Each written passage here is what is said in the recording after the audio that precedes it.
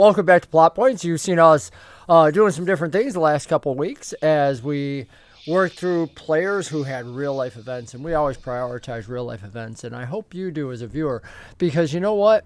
Real life is what gives us the time to game. Real life is what we get together, and just as these players did, we chatted for about a half hour before the show to just let go of real life so that we can game here tonight with you.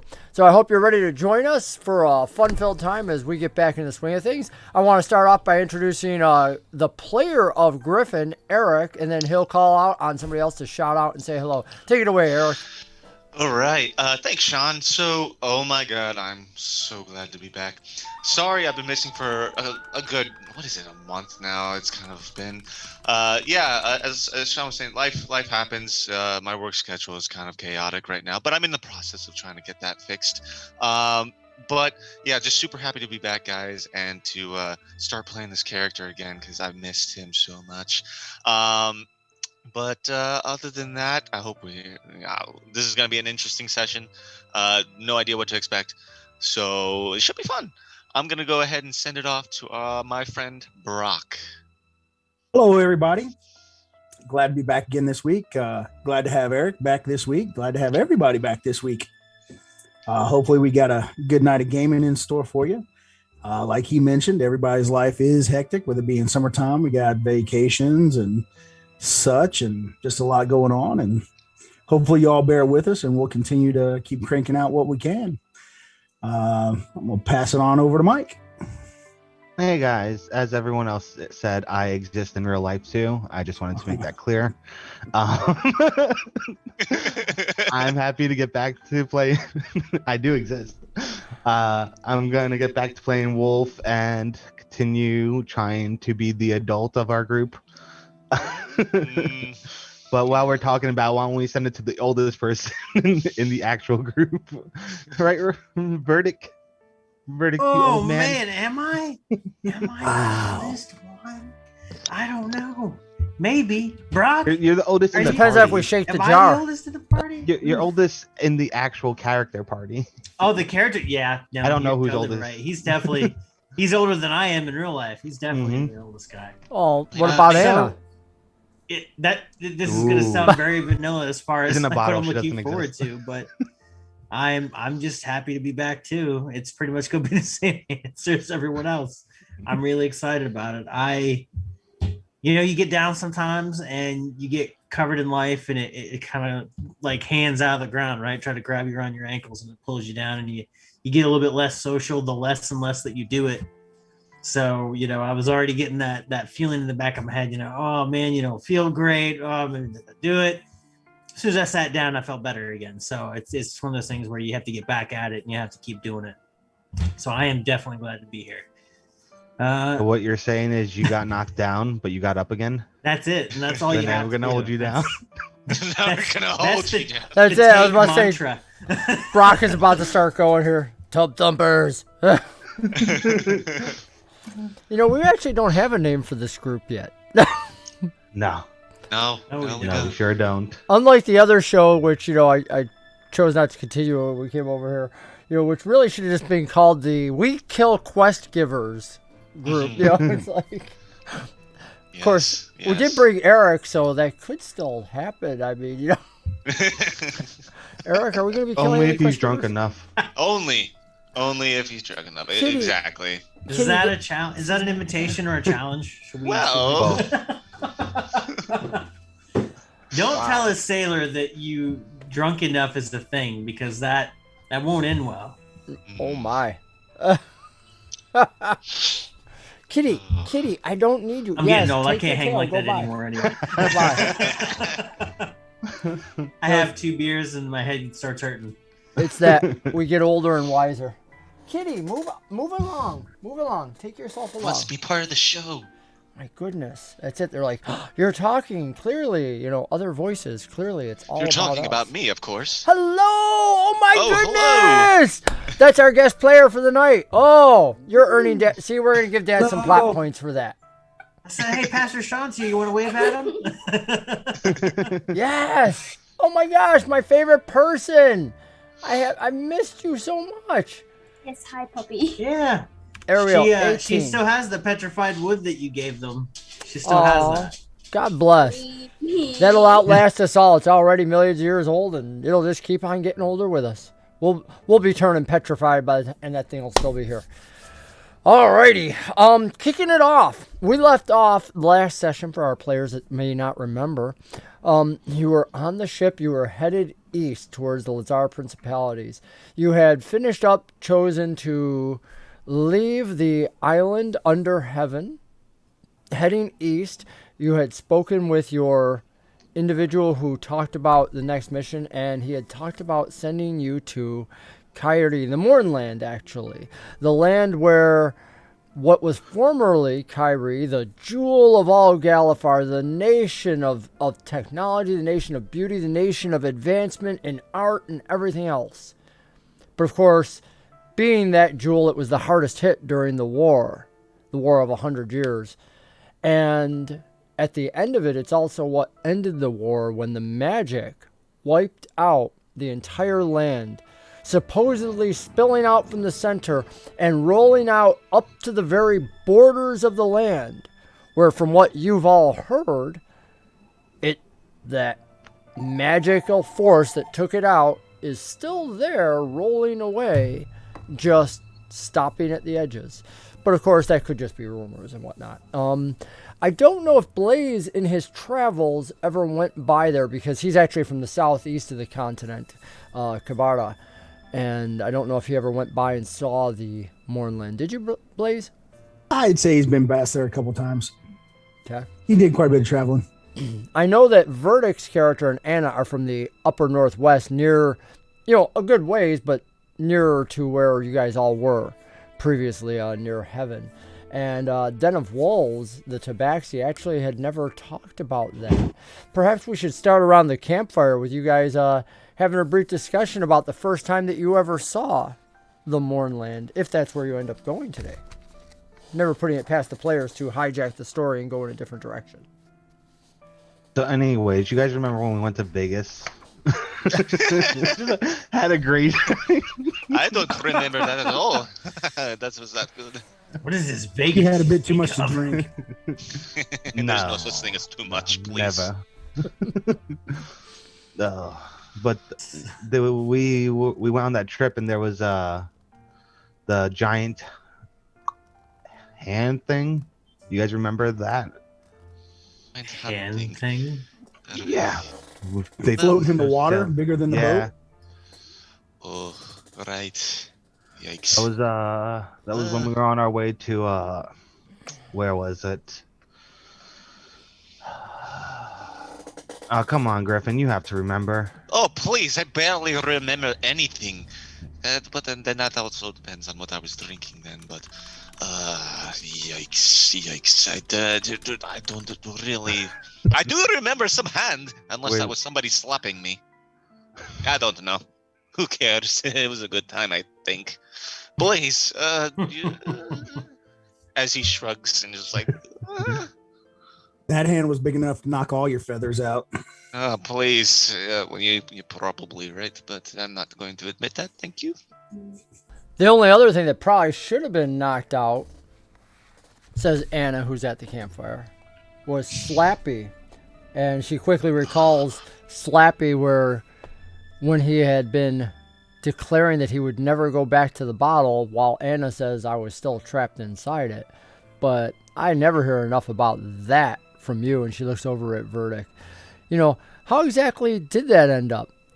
And it gives Verdic the opportunity to start discussing what all our viewers will now see as we cut back into the boat, where Slappy at the end of the last episode had tried going out the door and run into an invisible ward and got blasted back across the floor into the wall. Slappy, who was there paralyzed for the moment, and Verdic had been questioning the witch on board about was there a way to permanently destroy him, and she had said you would have to destroy the bottle, the artifact that is central not only to the circus but to Slappy's existence.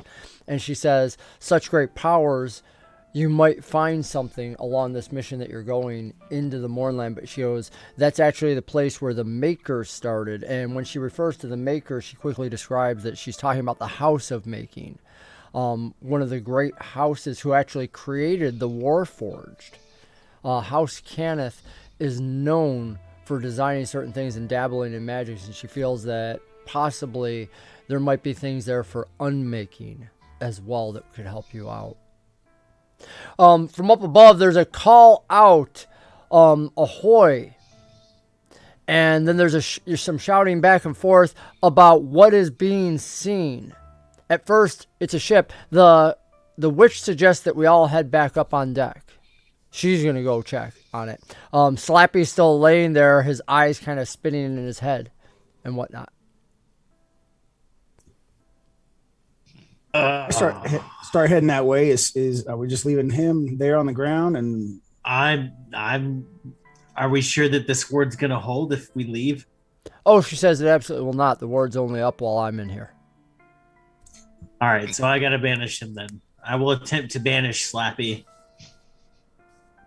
A moment later, you see Slappy start to lift into the air, screaming, cussing, flipping his little puppet middle fingers at you. He's only got 3 on each hand, so he decides to flip that middle one right to Verdic as he gets sucked smaller and smaller into this pipe and then zips inside of Verdic's ear. And you can now hear him inside your head cussing at you. But the voice gets quieter and quieter and quieter as the banishment takes hold. And you know it will break eventually, but for the moment, he'll be quiet. And I will rush up after everyone else then. Getting up on deck, you find out, all of you, that what has been seen that they thought appeared to be a pirate ship. Somebody else is claiming that no, it's just the ghost ships that sail near enough to Kyrie's northern border. There seems to be some disparagement, but there's clearly some mists upon the water, and with it, the tensions have risen. The captain shouting orders to his sparse crew on this little schooner-sized boat that, again, from the outside appears very old, very, there's some extra ropes hanging over the edge and some other detritus and whatnot.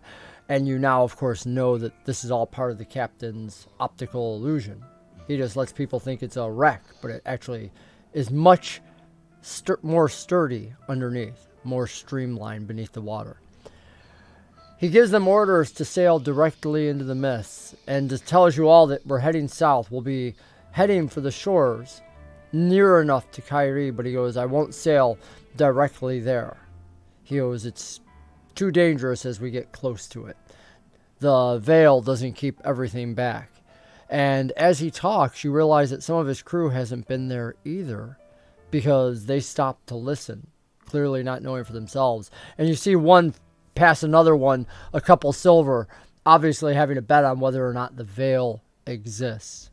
The captain says, I'm planning to have you dock nearest enough to the western side that you'll be able to make your own way in. And he asks, do you have any instructions on where you think you might go once you get in there? I don't believe we got anything further than being sent there. Unless someone else can recall something. Aren't there some certain objects we're supposed to be looking for? As all the players start scratching their head and going, wait, what happened back then? Burst is kind of staring at them with his arms crossed over his chest because he knows they've been having these conversations behind closed doors that he doesn't really understand the nature of, but he assumes that's where they keep getting their marching orders.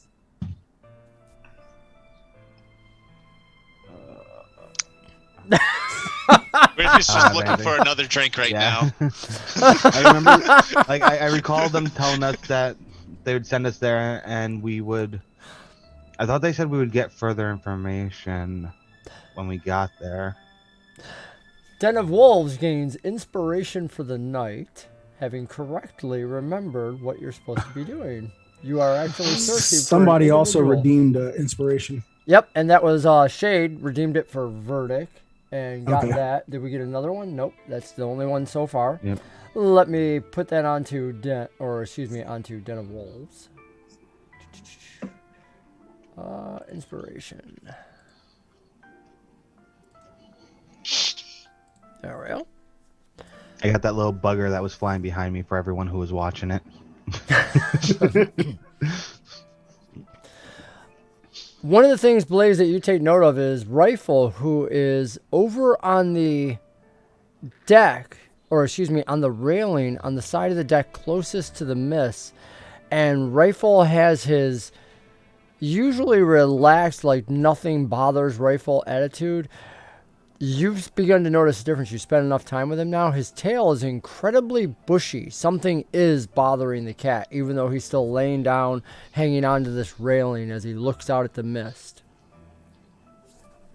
I kind of walk over to him, kind of run a couple claws down his back lightly, and say, if you're going to spit any fur balls out, send them out over the side of the boat. The cat can't help but arch its back under the nice sharp claws that you run along his back. And as he does, he just turns and kind of jumps onto your arm and runs up to your shoulder and purrs into your ear. Well, we're getting multiple calls, but they can wait. I always find it interesting. The phone has not rung all morning. Show starts. Bam. Call. I'm like, yeah, not the time. Sorry for that distraction, folks. The Rifle sits on your shoulder purring, and the way he's nuzzling on you, you get the sensation that something's wrong. There's a few more calls from the crew. There is a call that ship has been sighted again off to the port side. Some of the individuals run up into the rigging, and you notice one of them is the same rifleman medic that you've seen before, and the captain sends him scurrying as a lookout, climbing up there. How do you want to respond to that? Griffin, you want to go check that out? Shit. Hold on. Let's make sure we know what's going on. I'll form a telepathic link between all of us. Good. Oh. Hit everybody in the head again. I can get everybody now. 1 second. Okay. So Griff kind of like does a little bit of stretching because it's been a while since he's actually like flew, and it's been a good bit. So he's stretching out, doing his thing, and a little disgruntled because he still hasn't found a lick of alcohol on this boat at the moment. So he's just kind of disgruntled, but he goes ahead, spreads his wings wide, and goes into the air, and yeah.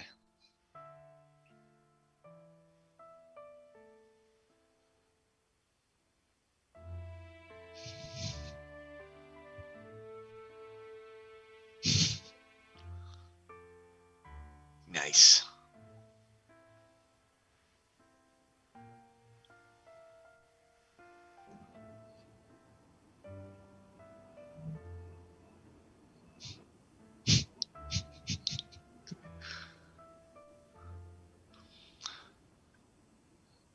Oh man, here we go.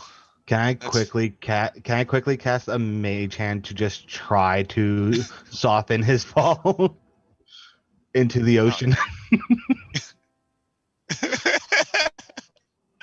That's I believe an 18.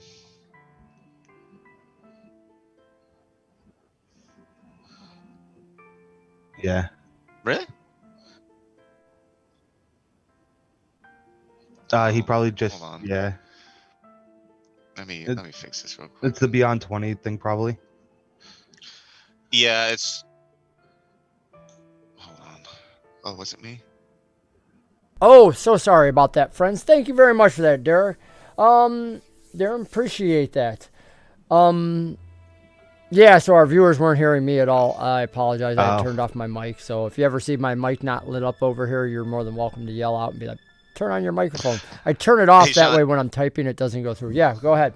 What do you got, I Eric? just figured it out. I was on the wrong Roll20 thing. I was on the other one. Plot points for the other game. Yeah. All right, so that was my honest fault. So if you want me to re-roll that, I No, can do it. 18's good. I already All right. I don't think you were in the 1 week when I said actually for our players we had a private conversation. I said if you guys would rather roll dice, you can do that. And actually everybody was like, no, we're enjoying the D&D Beyond. You know, not only having it show up, but you know, being able to not have to look at the character sheet. So I was like, whatever makes you happy, whatever makes you happy.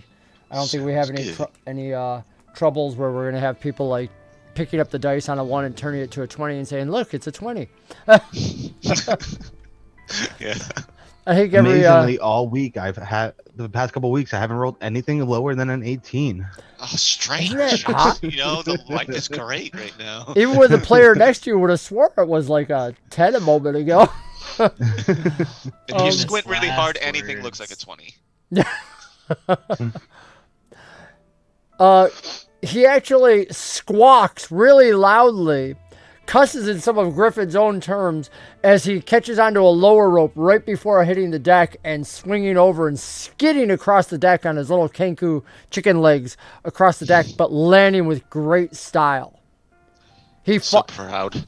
What is it? He's not flying. This is falling with. I'm forgetting what buzz. Style. That's it. Falling with style. There. Oh, Robin. So he falls with style as Griffin takes to the air. Griffin, you head towards the direction into the mists, and you are actually quite surprised at how fast it's all nothing but gray mist around you. How do you want to find your way in your direction? Jeez. I'm going to, if this is a ghost ship, correct? That's what some of the crew is calling it. They're arguing Still a about ship. that. It's still a ship nonetheless, and with the ship, it has to go with the wind. So I'm going to feel where the wind current is currently, and just think, hey, it's got to be going in that direction of some sort. Okay. Using a little bit of current that there is, you move along with it, trying to go in the general direction they sent you. I'd like you to make a perception roll, please. Of course. Perception. All right. It doesn't take long before you realize that either this ship has its own source of power, direction, or it's not just.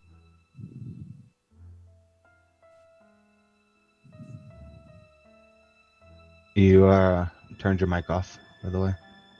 There is nothing where you expect the ship to be. Okay. Well then, at this next point, since Griffin can swim of some sort, he's gonna go to the water and kind of like, you ever see a duck just like kind of stick its head under the water, like when it's trying to like fish or whatever? But this time he's not fishing. He wants to actually listen to hear if maybe there's some sort of sound to which can lead to some other forms of propulsion. So, we determined in an earlier one with your humanoid form that you don't just float on water because you did that whole thing to like escape the water. Remember when you were going down the chutes, in the pools and whatnot? Because you're in D&D, you're a human. You're not really a bird. You're a human. You got all four appendages plus wings. You got a bird head. So you don't really sit like a duck. So I'm wondering if you want to kind of dive in, or what do you want to do? Oh no, yeah, whatever gets me under the water, that's fine. It was just I was just picturing it for some reason, but yeah, that's fine. I just didn't want to give you this. Oh yeah, I can float on water, DM. You know, it's like that. Water's no longer a danger for me. No. Yeah, absolutely not. No, I totally understand that. Cool. So you go diving in, like you're a king. You know, just you're ready to fish, man. Spear a fish. You go diving in, you know, like a bullet, and you go hit under the water, planning to listen, and you're immediately surprised because like you're basically 10 feet into the water, and all of a sudden you see before you the ghostly image of a ship, sails moving, an individual who's half rotten flesh looking up at you from some of the rigging, seeing you, and they appear to be moving on the deck, pointing towards others, spinning, and like some of them are moving weapons and climbing rigging, and the ship, as you see it and you're veering off, starts to angle upwards as if it's going to start emerging, following you back to the surface. Okay. Griffin is, since there's that, telepathy going on, gonna definitely convey, like, Shit, guys, we might have some trouble here. They might be coming up out of the water, and we might have a fight coming. And fly back up, if you can. You In turn. this mental link, do we get like visuals or is it just words? Words. I'm just gonna relay that to Morris that there may be something coming out of the water to fight us. Griffin's not one for literary forms. Oh, I mean, obviously, Verdic's gonna reach for his pen and speak the magic word, and ready as polearm. A moment later, you have the shining polearm in your hands, ready to attack, ready to kick some serious booty, shall we say. In the meantime, So we hope. Mars gets the ship ready, and his wife begins to talk. She's like, what do you mean, a ship from under the water? What is it? You know, she's trying to find out, as a witch would, you know, what this is that we're fighting. The crew is called to orders. There's a clanging bell, and Griffin, as you emerge from the water, splashing and taking wing once more, turning your momentum into just that graceful leap. You hear the bell not far off and can immediately fly back to the ship if you desire. Yes, sir. Flying back to the ship, getting ready. Moments later, Griffin comes landing on the deck. Robin lands right next to him, having been watching for his master to come back. And he squawks in his own voice, training for today complete? Which is something that he's been asked so much that it's literally, actually I shouldn't say it's his voice, it's actually the trainer's voice from the circus. And he trained for today complete, and it's a question to Griffin. Are we all done? And whatnot. In the meantime, as the crew is called to orders, there's a sound from out of the mist, a breaking of waves, and it sounds like something large headed in your direction, but the wind isn't strong enough to move something that large. A sea monster? Marsk asks. What was it? And he looks to Griffin. Well, first and foremost, since Robin asked me that question, I'm just gonna go ahead and say, yes. You're totally good. Good job today. Now get the hell below deck right now. Yes, there's some sort of ship and dead people on it, so that's going to be a little bit interesting. I'm just saying. Robin pulls his small dagger out of his side and holds it up, showing you he's ready to fight. He's prepared for this. Griffin grabs his arm and puts it down and says, No, get below deck. That's my order now. The black the blackbird puts his head down and slinks below deck, clearly upset to have been, shouldered back to a cage. At least he's going to be alive, I hope, if we make it. Blaze, on your shoulder, Rifle is digging his claws in and peering over you. In fact, he's like trying to get on top of your head to look out into the mist more. I kind of knock him back down off my shoulder and prepare myself for whatever this is that Griffin's claiming's getting ready to come up. Right. If it's from behind us, I'm starting to move towards the back of the ship. It's coming broadside off that port where they first had said they had heard it. So it'll be coming broadside, the sounds. Den of Wolves, Verdic, any preparations?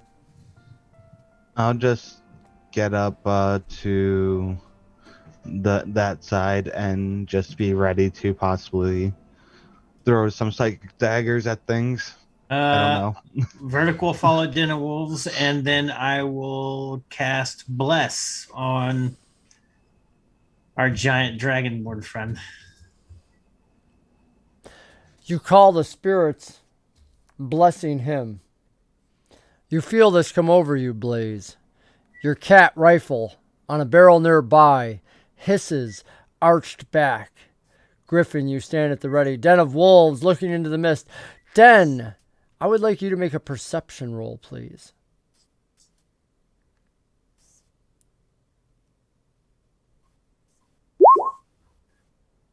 17. Nice. Good perception roll. As then you're looking out and everybody's staring into the mist, waiting because they could hear this rushing. You realize that the sound of the water has gotten more silent once again.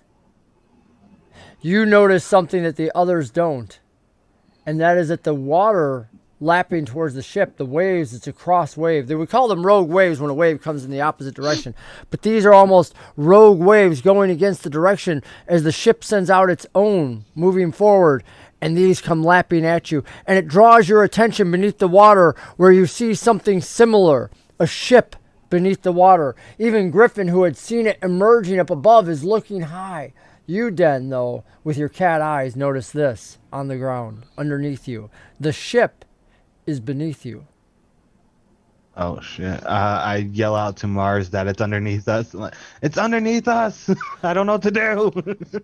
Oh, I have an amendment. Bless affects 3, so it would be on all 3 of my comrades. Nice. Very nice. Blessed. And do you need him to describe the effects? Do you know what Bless does? Blaze, I know Griffin? what it does. No clue. No clue either. So clue him in, Verdic. So you will feel as though you are capable of having a little bit of extra. There's a little bit of extra force, a little bit more extra intent and willfulness in all of your actions. And in game mechanics, that means whenever you make a attack roll or a saving throw, you can roll a d4 and add that number on top of that roll or saving throw. Once, Nice. correct? All right. Just as before the spell ends, the spell lasts. It doesn't say when it stops. Actually, that's interesting. Right. It's for as long as you hold, but Odie. it's one time. It's not every You have to time. concentrate it up to 1 minute. Come Yep. here, come say hi to people. Yeah. So you guys can do it one time, whatnot. You choose when you want to do that. And I'm gonna assume that I Odie. can't do anything special, but no bonus actions while I'm concentrating. Odie. Hey, Odie. Odie, we don't have a character for you. He's a cat, though. You can bite him if you want. Oh my god. Just as Den of Wolves screams it out, and the crew starts to respond, and a couple overly anxious individuals actually shoot at the water underneath. There's this ripping sound, and the ship peels forward as the ship underneath comes up underneath the rear of the sea hag. Lifting it out of the water, there's this crunching sound, actual contact. Clearly, the ghost ship is as much physical as it is spiritual. Lifting the sea hag higher, sending it tumbling forward. The ship, sea hag that you're on, keels forward, and all of you must make dexterity rolls. All right. Flat dexterity. Straight dex, yep. So Blaze gets a 4, Griffin gets a 10, Den of Wolves gets a 7, and there's only Verdic that we wait on. Let's see if he can keep his feet.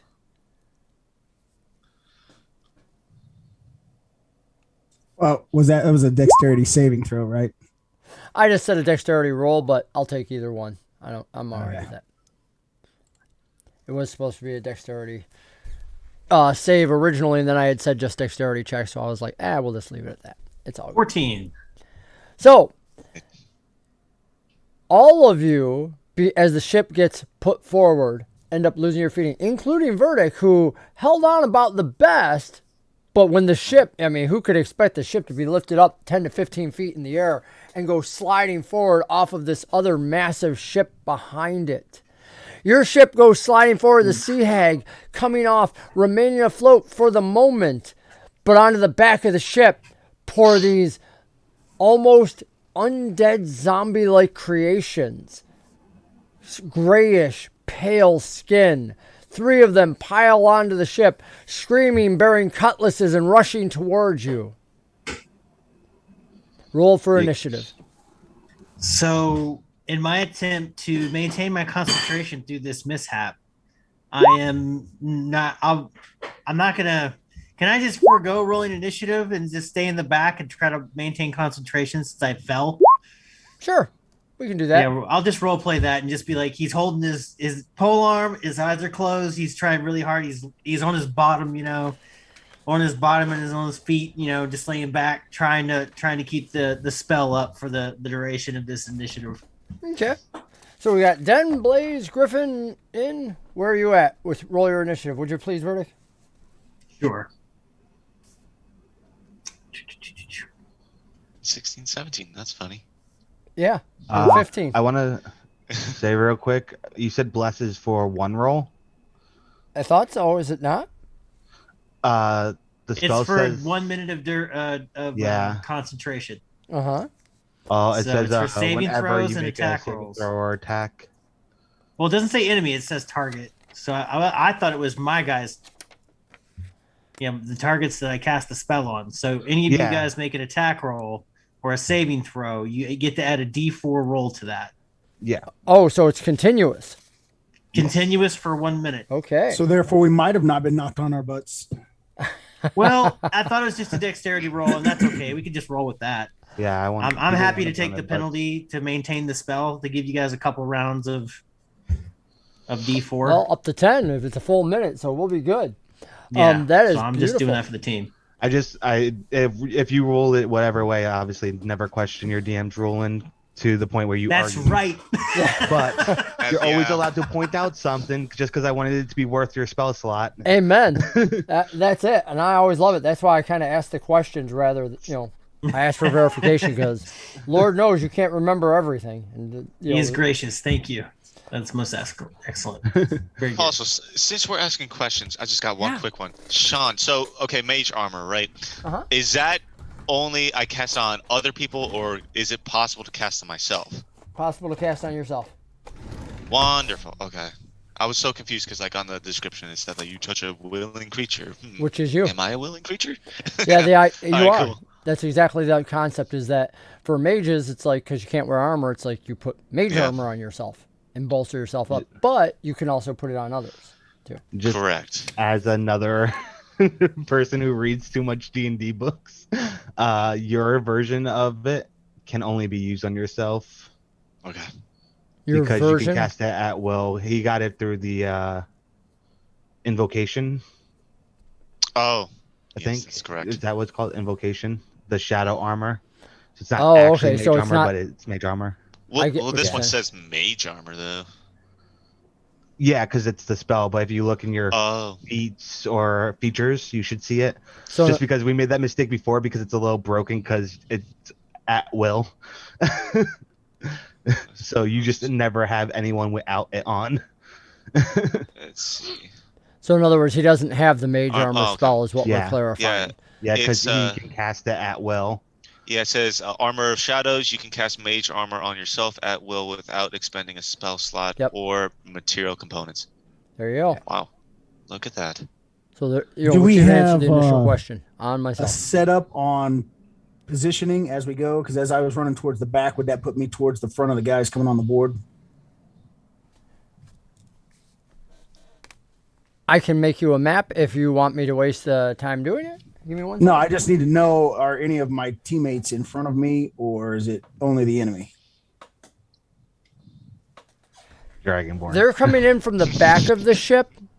Which So is where I you- was headed. Right. So they are actually closest to you because they had heard everything from the port side, I had said, which everybody was waiting on the port side. That was where Den saw it, and then Den saw the ship come underneath. And as the ship came up, it lifted up the rear of the Sea Hag, which is where you were. And as the Sea Hag slid off of the other ship, they just jumped onto it, three of them, kind of meeting you head on. Perfect. So you're actually at the front, and we have an initiative order of Den, Blaze, Griffin, Verdic going into this. And the three scream, and I need to go grab my dice. I pulled them off my desk. One moment. Oh no. Nice. Okay, guys, so here's the deal. We just kill them, Yes. and then we win. And then I fly Solid. everybody away. I think it's a solid strategy, personally. Yes. We hit them till they die. What if they're quest givers? Oh my god. what Then if we they are? There we definitely go. kill Should- them. We Should keep we one of ask them first? alive. We need Phase to definitely one, like insta Kill. Phase 2, Phase 3, profit. The enemies will be coming in right in the middle.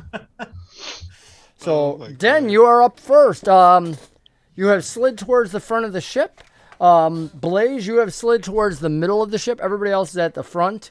Having gone down a little bit, lost some traction and whatnot, you'll use half your movement to gain your feet again. Verdic, you actually were able to keep your feet. You were just one number off of making the roll, so you have your feet. But Blaze, Den, Griffin, you all lost your feet. Slid down the boat a little bit further. Verdic, you slid, but again, you didn't lose your footing. So they'll use half their movement getting to their feet again. Den, start us off. How far am I from them, roughly? About 40 feet. Okay, I'll close into 30 feet, so I'll move about 10, 15 feet forward. Perfect. Say 15. Perfect. And then they're just coming on board, right? Like they Yes. just got on board. Yep, they've just leaped on. So I'm gonna try to telekinetic shove one of them back off the boat. Nice. Do they have a saving throw for that? They There you go. do. It's a contested. Just like if I was actually shoving them, contested. Oh wait, no, it's a saving throw. I was gonna say if it's an attack, I'll yeah. make sure you get your D4. It's a 14 strength saving throw. So I just have to make a save for them. Yeah. Wisdom save, dex save, what is it? Strength. Strength. Strength. The guy goes skittering back, shoved by you, and uses his cutlass to hook onto the railing right before going over. It was a close Nice. roll. He got a 15, so it was like, a lot of good success there, but he was able to pull it off. Okay. And then as a quick action, I will throw a psychic blade, literally just generate a little pink energy and throw a psychic dagger at the same guy. Nice. If you roll high enough, we're going to have him frustrated. go over. Do it. Throw it at him. D4 added to that. So that's a 27 to hit. Woo! You nail this guy who's just hanging on by the sword, and your dagger Stop doing that. and your dice explode, don't forget. So that no, that's a D4 add-on. Yeah, Never mind. it's I a thought that was D4 net. damage. Yeah. So- No, it's a 5 psychic damage. So this pink flies out, hits him, and he stumbles back, and I'm gonna have to make him another save. And he fails this save. Stunned for the moment, he releases the blade and falls back with a splash, leaving only 2 on the deck. And it is Blaze, you're up. You are only about 15 to 20 feet away from them, give or take. Okay, I'm gonna cast Thunder Wave. Really? That goes out in all Trying to knock directions, the rest doesn't of it? them off. There you go. If I remember correctly, Thunderwave goes in all directions around you, does it not? 15-foot cube. Yeah. 15-foot cube? Okay. So you can choose if it's a cube to put yourself on one point like a Rubik's Cube, and it goes out from Yeah, there. that's why I asked if anybody was in front of me, because I want to send everything forward. And so you'll have to use a little bit of your movement because, like I said, they're 15 to 20 feet, but that's fine. You use half your movement to stand up. You move forward another 5. You cast Thunder Wave, which puts them, both these 2 individuals within it. You move to, I don't know, 10 feet, whatever it is, to get them both in it. Cast your spell. Do they make a save on that?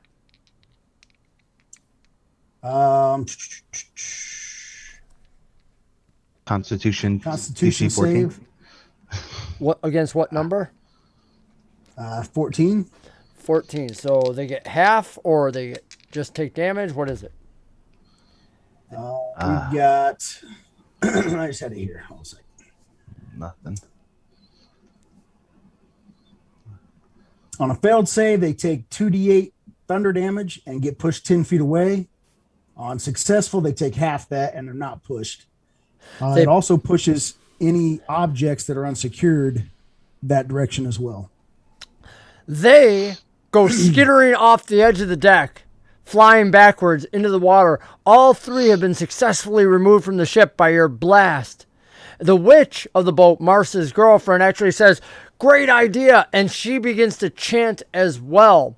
But what she does is, instead of thunder, she creates a wind, and the sea hag's sails suddenly billow, launching forward. As she does so, 2 of the members of the crew fall from the what do they call the bars? It's not cross rigging, but the it's the mast in the middle. I forget what they call those bars. I thought maybe we could get somebody here that would know, but I don't know. Sir. The wood bars that go across the mast. There you go. The booms. The what? The booms. Is that what they're called? The booms? Okay. Isn't that thing that swings back and forth to adjust your sails? Yeah, it's not a boom arm though. These are the cross ones. Just the structure, right? Yeah, it's good enough. Whatever. We all know what we're talking about. Don't worry about. Let's not get hung up on that. So with the booms, bam. Oh, I forgot we had wild magic on the deck. I apologize about that. Poor Shadeblade been spending money on these and whatnot. Hey, welcome Kenny Letterman. Boom, it is. He says it's boom. We're gonna trust Kenny on that. Kenny, thank you for that. So the booms. So Blaze, you were right. I was wrong. The booms. Some individuals fall off of it. One of the individuals was able to catch himself on the rope. The other individual was not and falls to the deck with a smash. Clearly not moving. He just fell about 40 feet straight into the wood of the deck. But the sea hag begins to sail up behind you. You hear the water coming off of the ship that you just scraped off of.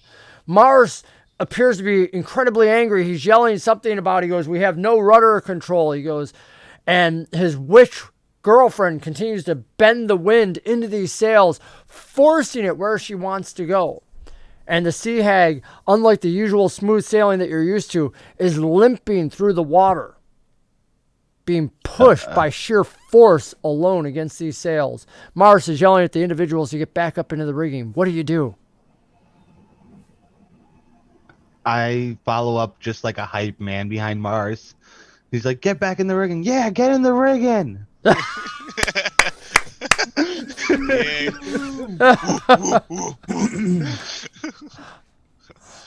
Blaze, what are you doing? Raise the sails. I'm readying myself for any further attacks. People coming on the boat, anything like that. Standing behind Mars at the rear edge of the ship, you're able to see that the other phantom ship is turning unnaturally in pursuit of you. It's moving. It's large, but it seems to be moving almost like it was not part of the water to pursue you. Verdic, what are you doing? I'm gonna stay with the group. I'm gonna move up next to Blaze and prepare myself. I'm not much else I can do just yet. You can hear both Blaze and Verdic. You can hear from down below you. There's a set of windows at the back, part of the captain's special room where they would have meals and whatnot.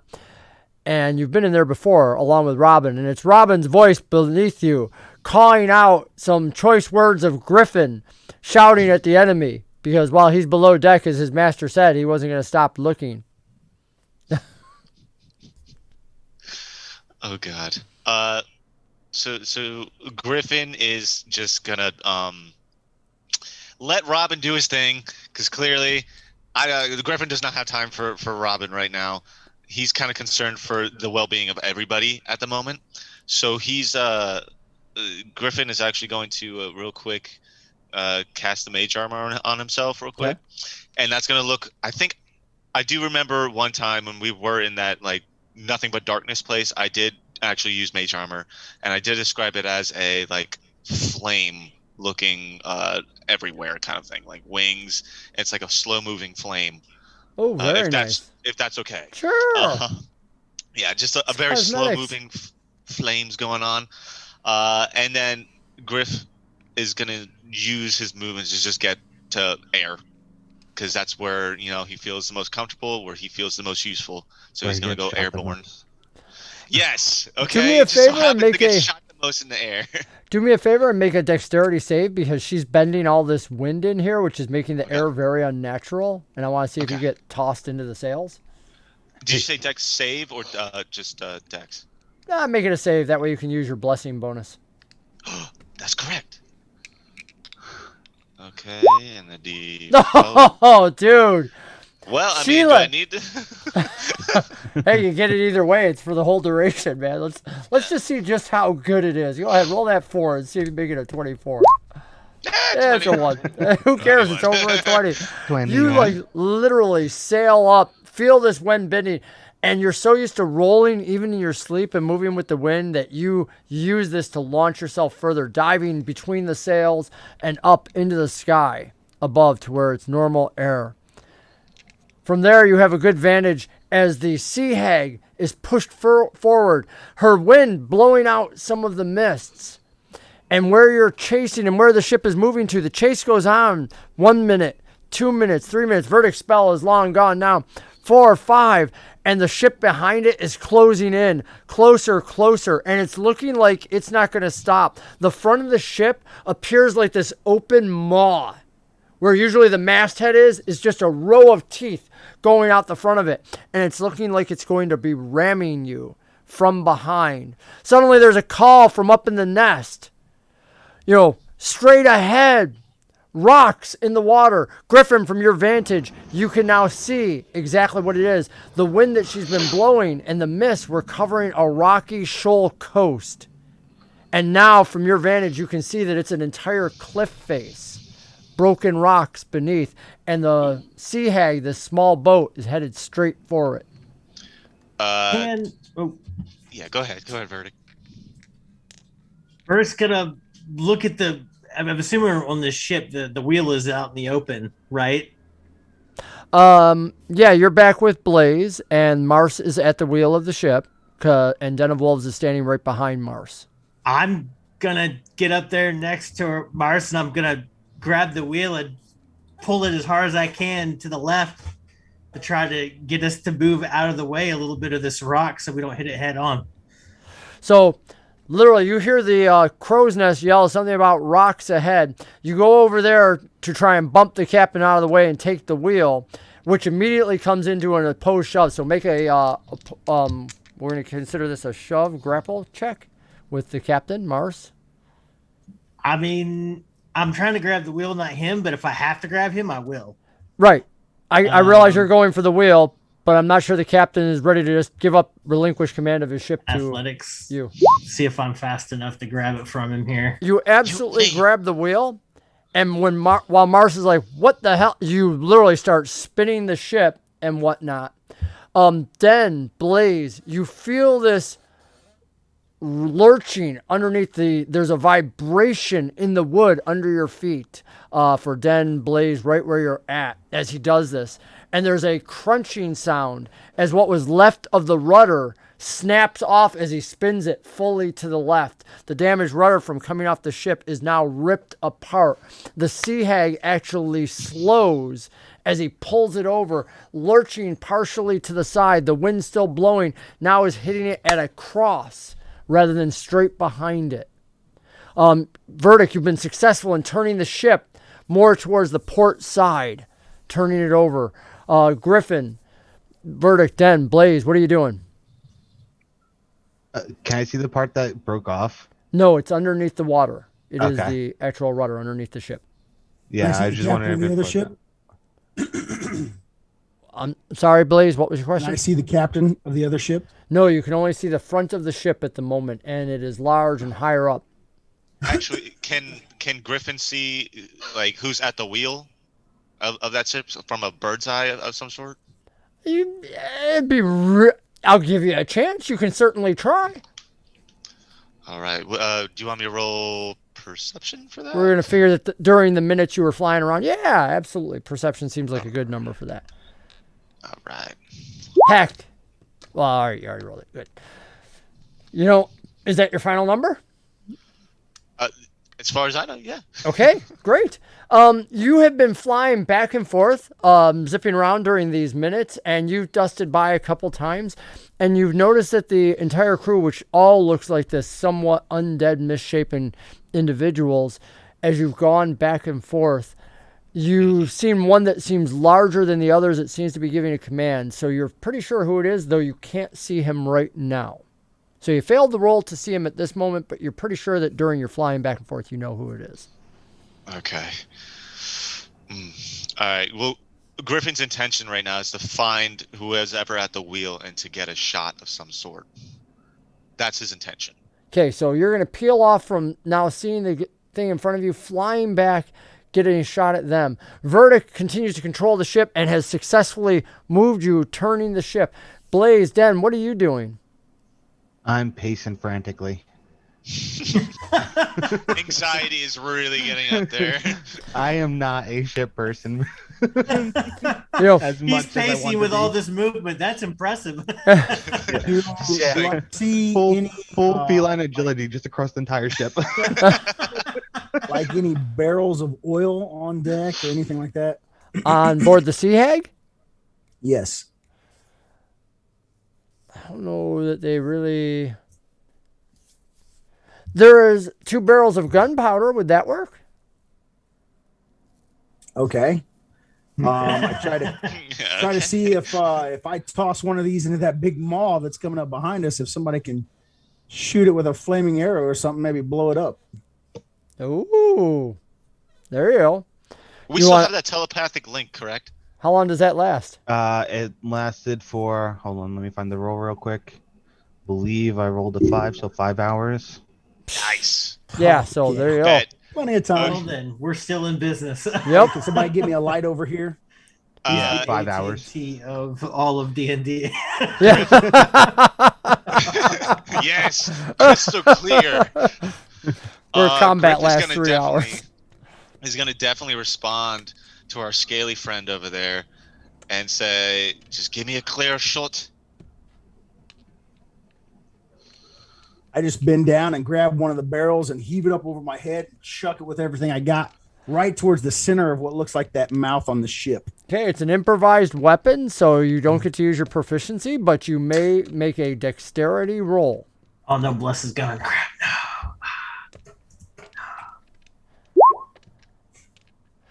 The first one, which again, is probably about twice the size of rifle, he chucks out and it falls short into the water. As it falls a little short, can I try to psychic shove it another 10 to 15 feet as if it's within 30 feet? Absolutely. You start seeing it go down, do a psychic shove. Go ahead, make it. I'll set a DC in my head and let's see if you can do it. Let's see. What should I roll? Like a strength check? What do you normally have to roll for a shove? Well, it's usually a save and throw, but I just... Okay, then go ahead and roll a roll straight like- D20 for me. Okay. It's going to be straight, no advantages because it's just a barrel and I've set a DC. Yeah. Beautiful. You hit this thing, and just before it hits the water, the thing goes flying across like a skipping stone the top of the water till it's almost right near the mob, probably about 10 feet in front of it. Griffin, now's your chance, if ever there was one, to shoot it. Fantastic. Don't forget to. Oh no, you can't. Crap! No, I needed to cast it again. Wait. Hold on. You're good. Wait, I'm just looking correctly. What do I have inspiration or not? I can't It tell. is on yours. Yes, there's Yes. there's inspiration Nice. Perfect. I would love Nice. to use inspiration here. And you have Okay. plot points. Don't forget And plot points. I do have plot there. points. Got a dozen of them Uh, too. All right. Blaze, so I'm going to assume that you're also grabbing the other gunpowder thing. I'm readying for the next one, I kind of figured. Yeah. and I'm readying my plot points as well. Okay. All right. Yeah. Griffin's gonna get into range. And just go ahead and cast firebolt on this thing, this drum, whatever it may be. The small cask, keg, whatever. All right, and then the inspiration. How does that work again? I'm Roll sorry, it's been again, way and too you just long. take the higher. Yeah, I'm there. Correct. Okay, thank you, of the Sean. two. My God, that's how you know it's been way too long. That's it. We just got to get you back in weekly, buddy. Just get you back Okay. in weekly. So there's that 13. I would like to add. Now again, this is still 5 to 10 feet in front of the ship, so it's not 5 to in 10. the You maw. gotta make this count, my man. This has got to be it. Okay. Well, yeah, not no, I would- necessarily because Blaze has another one. That's why I'm saying it. It's like, 13, 40, I'll give it 4 plot points. okay. I'm so gonna throw an additional. Where are we at? 17. yeah. Yeah. I'm gonna throw 3 on there as well. Okay. Yeah, teamwork. Teamwork makes the dream work. Now we're doing it. All right, so that's a 6. And See, I Griff feel through justified 4. with all the ones I blew before. We're only an organized team when we're doing something convoluted. So Yes. this barrel comes flying over, and Griffin launched out with the flame, which surges down, hits it. There's this explosion behind you. Flames shoot up, skitter across the water, some hitting the front of the jaw, sending water high up into the air. And through the water and the mist and the fire now floating on the water, some of it on these teeth of this front of this ship, this open maw coming right at you. It's still coming forward. There hasn't been damage to the actual real ship itself, but you do know from the fire that's sticking to it that it's tangible enough that it can be hit. Blaze, you have this other keg in your hand. Verdic, what are you doing as you realize what they're doing? Yes. I'm going to start grabbing at people and being like, brace yourselves. Trying to keep people on their feet. I'm going to try and direct everybody towards the front of the ship in case this explosion's too big. Get the deck. So Verdic starts barking out orders while Mars is still, what the hell are you doing? And and then you happen to notice in your pacing that Mars has actually already, while Verdic is commanding the ship, Mars has drawn his weapon to clearly kill this person who has taken his ship. So then Verdic's unaware of that because Verdic's commanding everybody else. So then what's your thoughts? Well, there goes Mars. Telepathically say, Verdic, calm down, because Mars is getting pissed again. And we're dealing with another ship over here. So Verdic's just going to be like, then it's a shitty ship captain. We almost got destroyed because he wouldn't turn the ship. So Den gives his warning. Blaze, you're up. Actually, because Verdic... Get him, Blaze. Indiana Blaze. Captain Mars. And again, the witch is still bending the wind. She's readjusted it now that the ship is turned to try and push the ship in that direction that it's been turned. But again, it's moving much slower now that it's actually dragging the rudder through the water behind it, acting as a sea anchor almost, according to the chains. Let's see. So she's bending it. He's going to make his... He actually put the sword right in front of Verdic's throat and begins to tell him, release, and he doesn't get a chance to finish. He got a nat 1 because with the ship lurching and whatnot, and the sea anchor grabs a stone, forcing the ship forward, but unfortunately there's a sword right in front of Verdic's throat now as he's trying to command him, and the nat 1 takes effect, and he ends up damaging Verdic. Even though that wasn't his original intent. Not that any of you would know. I mean, it clearly looks like he probably was just trying to behead Verdic. So we're going to give that a nat crit on damage. Only because... And I'm dead. I hope Slits not. his throat. You're our Saved the healer. ship, but I'm dead. Yeah, I hope not. I have no idea. Well, actually, you guys have been on the ship, so you guys should all be healed up and whatnot. So we should be okay. It's 14 points of damage as this blade slices across your throat. Yeah. He actually, one of the dice exploded, but it only got a 1 after that, so I was pretty lucky. He's just like, release that, and all of a sudden, slit, you feel this across the throat in the middle of barking orders at the crew and whatnot. Telling people Verdic's what to do. going to chalk this up to incompetent panic. And I'm going to attempt to pin him down on the deck with my polearm. Releasing the wheel, you're going to go into your own combat. That'll actually come on your turn. This was his, so we have your intention. Right now, Griffin is up on the list. Griffin, what are you doing? Wonderful. Well, unless you want to skip to Blaze. Do you want to hold your action for Blaze? Yes, sir. Okay. Verdic now actually would come into the list because Griffin was before you. So, Verdic, you said you want to pull your polearm on the captain now, right? And I'm going to attempt to pin him to the deck specifically. Okay. Free action, we're going to say you pick up your polearm and whatnot. Usually you can't pick up with a free, but we're going to go with it because you were holding the wheel with 2 hands. So you pick that up. Go ahead and make your attack roll on him. And I wish to use my inspiration for this particular roll. Sweetness. Let's make it happen. Yeah. And we're using 2 hands.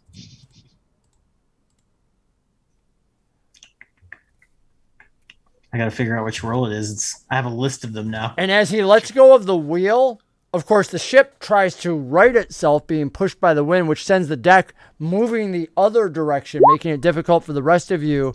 Blaze, you're just getting ready to throw this thing. So understand, as the ship moves, that's going to adjust your footing. The DC increases. I'll get to that when it's my turn. Okay. Nice. It's a big roll. Wonderful. Do it up, buddy. Do some damage. Oh no, all it was about was I'm artfully taking my polearm, as I've been trained over many years. I'm gonna take the polearm around his arm, I'm gonna whirl his arm and disarm him, and then I'm gonna push him down onto the deck, and I'm gonna hold it over his throat. Okay. And I'm gonna tell him, if you move, you're dead. Okay. You're the quest giver. But it's gonna be gargly. Yo. Because your throat's slit. Oh, I'm using loud military voice, and I'm not dead, so it can't be too bad. I'm not Got dead the frog yet. voice. Yeah, no bronchial damage yet. So. Oh my. This is an interesting thought process. You do all this. Disarm would be its own action and whatnot, so that's not happening. But you do manage to push him back. Yeah, I just want the blade out of the way. Yeah. Yeah, that's cool. You're going for this. I don't think you actually have something, because you weren't trying for a shove action.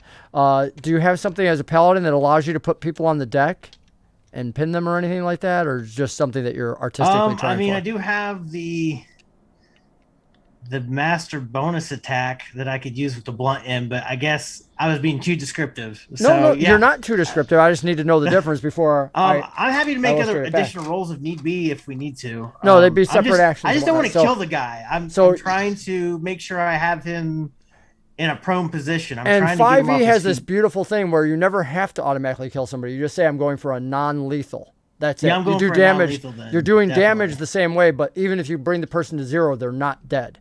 They're literally, and that works with anybody in 5e. You're like, all you do is you tell the DM, doing non-lethal. That is what we are going for. So you end up doing this, and because you got that nat 20 and whatnot, we're going to go for the whole artistic thing. You bring the individual down. He still does have his cutlass in his hand, but you have your polearm at his chest, barking this. We'll wait for his response until we see what the heck's happening with Den, who sees this. Den, you gave a warning, and then the next thing you see, Verdic taking him down, and now you, who are pacing back and forth, roll part of the way to the right, but you're able to do your cat roll, and on your feet, you're still upright. What do you want to do?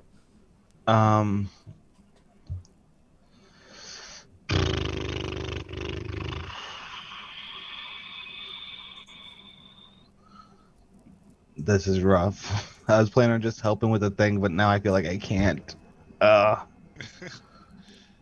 Do what you want to do. Do what your character would do. No, I meant before. I didn't think about anything because I was like, oh, I'm just gonna try to psychic shove, get ready to psychic shove the thing again if we need to. But now I'm like, now there's a fight with my captain and the person who we said needs to join us because of our friend. He hit me first. I am aware me and of Griffin have conflict. this. Yeah, I'm just trying to think of how to best separate them.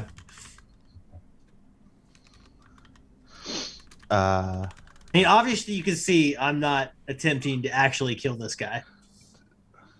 Oh wait, I need to check one thing real quick, and then I know what I'm doing. Is this a tangible thing?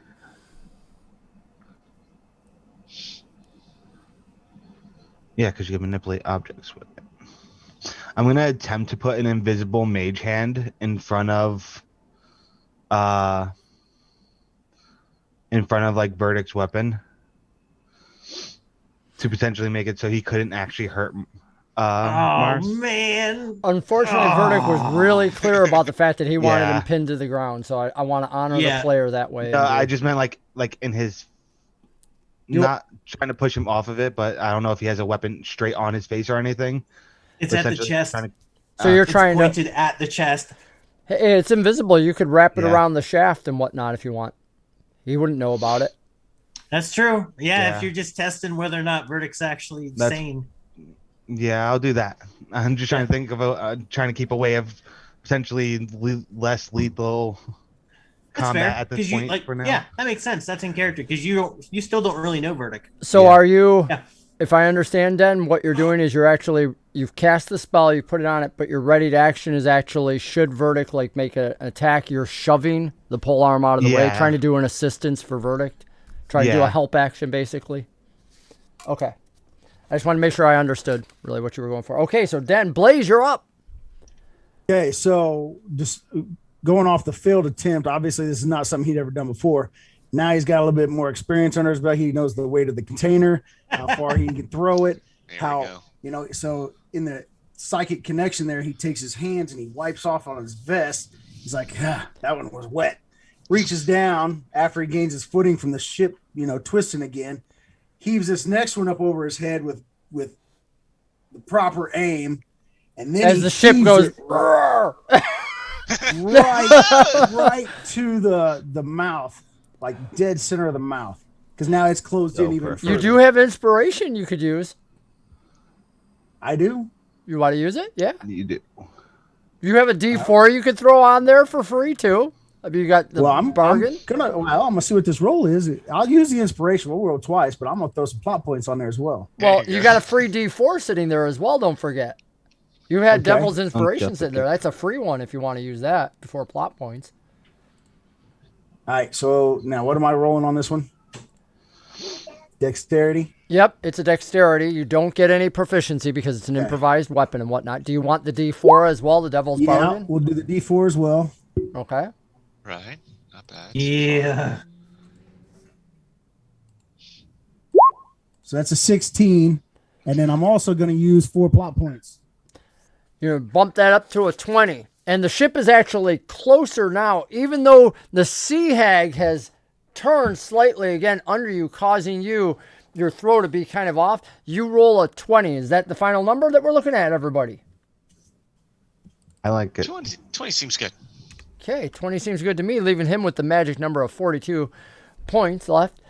As the barrel goes out of his hand into this ship, which the ship will actually be making contact next round, especially now that Verdic, when he released the wheel and whatnot, the ship turned the other way, slowing it down even further. The sea anchor grabbing on some rocks below. It looks like it's sailing right into the open mouth. And Griffin, you see this as it's happening. You have a readied reaction to make your attack roll. Yes, sir. Casting Firebolt on it once more. Let's see what we got. Okay. I want to throw another 4 plot points at that, making that a 19. Okay. I'll throw. I'll throw one on there, giving it a 20. Yeah. I'm just gonna throw 5 and make it a 25. Why not? Okay. I'm helpful. Oh, God.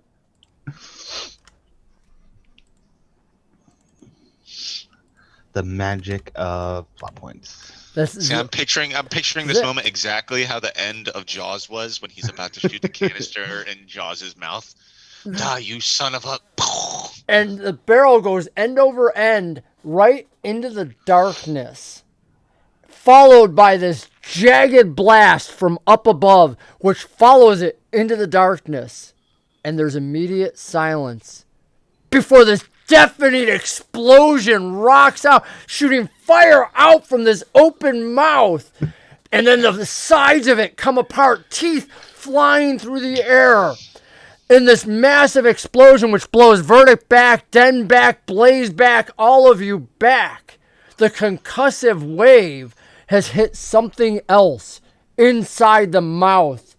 It's not way more than what your small cask alone could have done.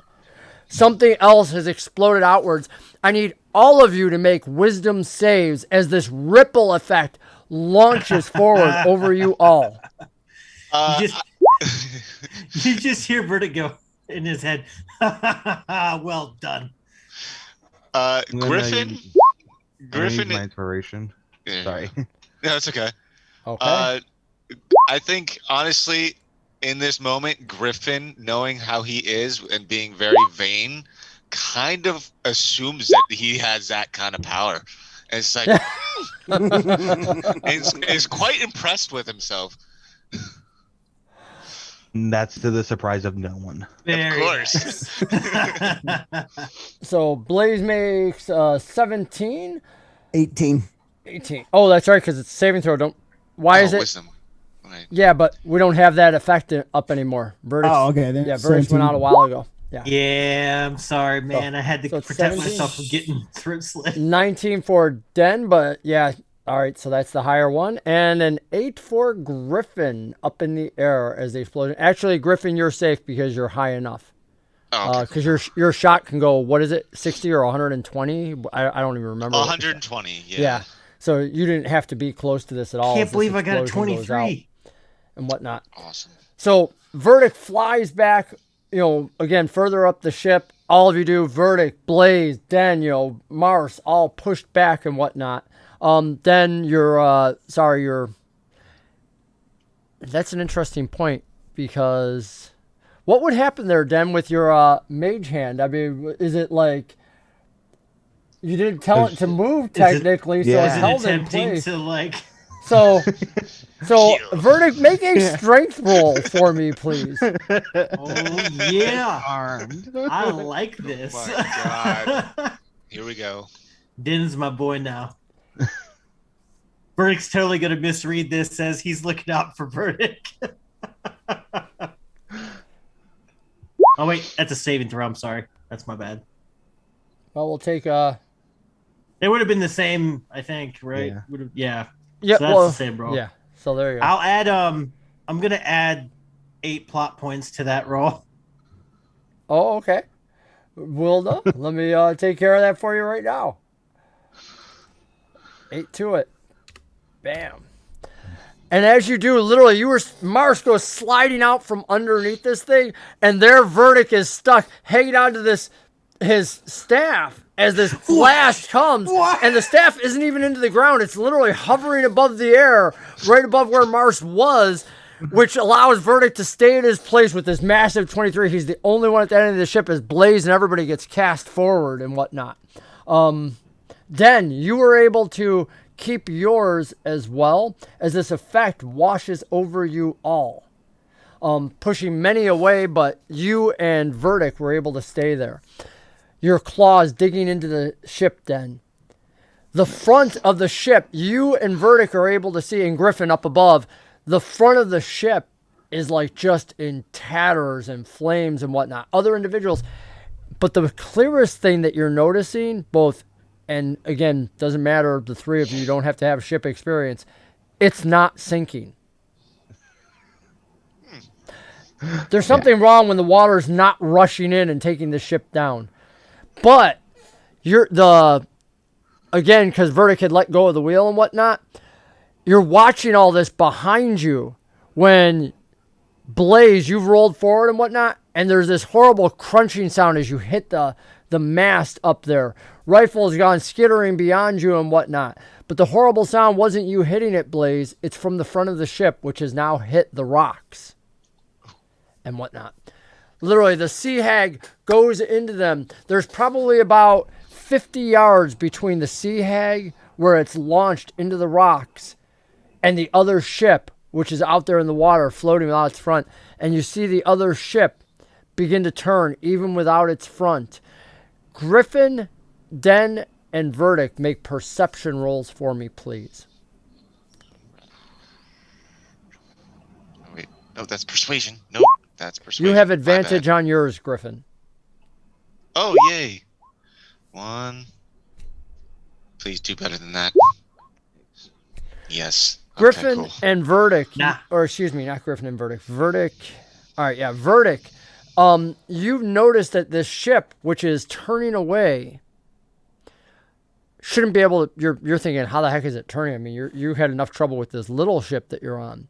Then you've noticed that some of the wood that was behind exploded over the water. It seems like the flames are actually moving towards the ship. Griffin, from up above, you're actually seeing various parts of the ship as it turns, pulling back into place, as if the thing is reassembling itself. Oh, goodness. Okay. Wonderful. Griff is gonna go ahead and convey this by saying, it appears that our ghost ship is actually undead itself, so it's kind of fixing itself. When we made it to shore, let's make sure everybody in the crew is alive and get them off before we have to deal with that thing a second time. This is all mental game, so this is between you guys right at the moment. What's going on in the deck is Mars stood up. He's talking with his girlfriend. Other individuals have come down from the rigging and whatnot. Robin has come up from below decks. He was pretty much the only one down there at this point. So he comes up on top of the decks too. They are perceiving what's happening. There's conversations going on. Blaze, Den, Verdic, Griffin. You have I'm the gonna ball. try to join Mars and whatever he's discussing to figure out what we need to be doing. I'm gonna stay away from Mars for right now and keep my pole arm at the ready, and I'm prepping an attack action if he tries to rush me again. Well, he's nowhere near you. He's up towards the front of the ship because you maintained your position at the back and didn't slide forward. So everybody else. Okay. Well, went in any forward. case, I'm still gonna keep my pole arm out in front of me. Cool. The dude almost slit my throat. I'm not comfortable being anywhere near that guy. I'll Blaze, also inform him about what Griffin said about the ship's repairing itself behind us. Mars has a few choice sea phrases about that one. And looks to the witch from the city that you released, and the witch is like, I can't repair our ship. She goes, that's not magic that I have for you. And Blaze Rifle has woken you up with some kisses, like, hey, look, Rifle's sticking near you and whatnot. Pretty upset as water is. Since we all had this psychic connection, am I able to know that Verdic has an injury? He hasn't said anything. It's only verbal. It's not, you don't have feelings for the And body. he wasn't and whatnot. within I sound annoyed. That's all you're hearing. eye shot of me. Actually, yeah, because you went skittering by him and whatnot as he held on to his pole arm in place. Speaking of which, Den, are you going to be releasing that now so that he can do what he wants? Because he wants to ready an action. He's fighting with your mage hand right now. Yeah. Dispel it. Cool. Yeah, Blaze, you can see that he's injured along his throat as he finally releases this thing. He stumbles back from the invisible hand that was holding it in place. I'm gonna cast Healing Word on him. So that's done from a distance. That's not laying of hands. You don't have to touch, right, for that one? I believe so. I can double check. Yeah, it says only verbal for the component, so it's definitely not a laying of hands. So great, you cast Healing Word, give him 6 hit points. Very nicely done. Den, you're listening in as Mars and the witch and the crew are bringing in reports. The damage to the Sea Hag is extensive. There seems to be nervous wonderment about whether or not it will be able to stay afloat. You hear that the witch says she doesn't have magic to repair it as the other ship, which lets you know that the other ship is being repaired. They're also wondering, what do we do from here because you've crashed into a cliff face. Again, there's just rocks in the water and a cliff going up in front of you. The Sea Hag is not equipped with lifeboats. That's not what it's built for. It's built to look like a schooner, fast, low, sleek, and whatnot. And you hear Marsh make the joke. He goes, well, at least she won't sink. The rocks itself will hold her up. So should we get ready to fight? Verdicts? No. Oh, yep. Go ahead. Sorry. No, that was it. I was just like, I don't know. Sean, can I just make an observation? Can I look around the cliff real quick? Can I snap my head and does it look like it's climbable, or is this thing all sheer smooth rock? No, it's not all sheer smooth rock. It's a natural cliff face and whatnot. So if you're an adept climber, you could absolutely make an attempt at it. Of course, following a fall to your death, it goes up probably about 100 or so feet. So I'm going to relax my pole arm, and I'm going to approach close enough to the group, but not too close, just within earshot and be like, "Hey, do we have any hooks? Do we have any way to climb?" Some of the crew look to Mars and whatnot, but you already know there's plenty of ropes and whatnot on the ship. We have Griffin Well, I that can meant fly him the up. steel. That's what I'm worried about. The steel, because Well- Griffin alone, one at a time, would take time.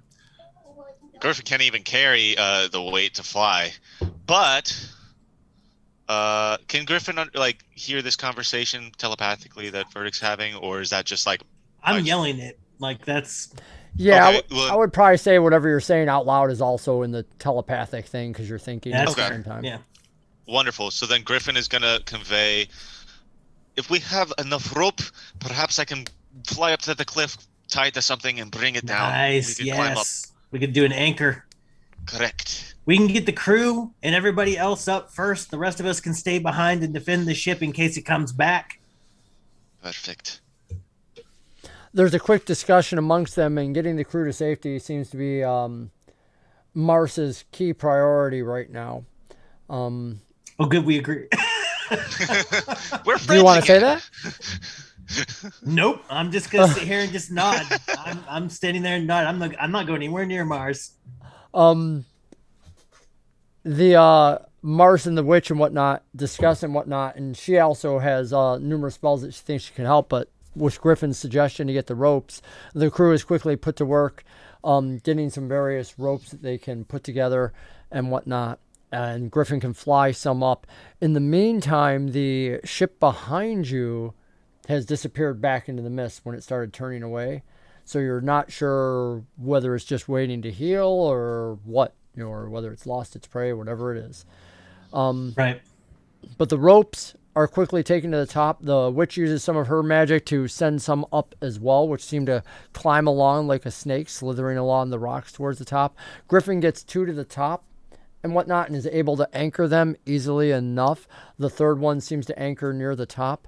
Getting across the rocks, that jut from the water that you guys have run into, a little bit difficult, but not unnavigable. It just takes a little bit of time and patience. You guys work with each other, and slowly the half dozen crewmates and whatnot that will be going over get to the top, and it's you guys as well. So do you guys want to go first ahead of the crew, or what do you want to do? Quick I'll question. be behind the crew. What you got, Griffin? Robin. Mhm. This should be light work for him because he has climbed before, correct? Very Okay, much good. so. Griffin just wants to make sure Robin's up before anything. Yep. No, that, Robin's more of the, like I said, we check for botch rolls on certain people. Other people actually have to make climb checks and whatnot. Most of you, like Den of Wolves, he'll be because he's a rogue, his will be more like a botch check. His DC is so low and whatnot. But again, that's where DCs are not the same for everybody. It really depends on armor you're wearing and things like that. Like for you fly. It's like, Yeah. For Robin, he now has the skill. He has proficiency in actually he has expertise in acrobatics now, is what we gave his character. Yes. So he basically gets the double proficiency, which really helps his rolls. Fantastic. I don't have any. Uh-oh. Hence, different people. All right. So again, getting everybody over to the cliffs easy, scaling them, going up. Now for Robin, did you want to do anything specific? You said you were worried about him first. Do you want to tie an extra rope to him and whatnot, or like your little baby bird? I mean, Griff knows that Robin can climb confidently because he has climbed to the what is it? You said the nests of which the Arakocra are, just so he can be with us. Yep. So I know how persistent he is. I was just worried that if he's still on the ship and stuff like that. But as long as he's going up that rope, I'm good. That's it. And he climbed those cliffs without a rope just to get to your people.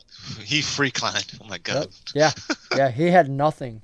He was like putting Brave his life on soul. edge to get to you, to learn the ways of flying, which you have promised to teach him.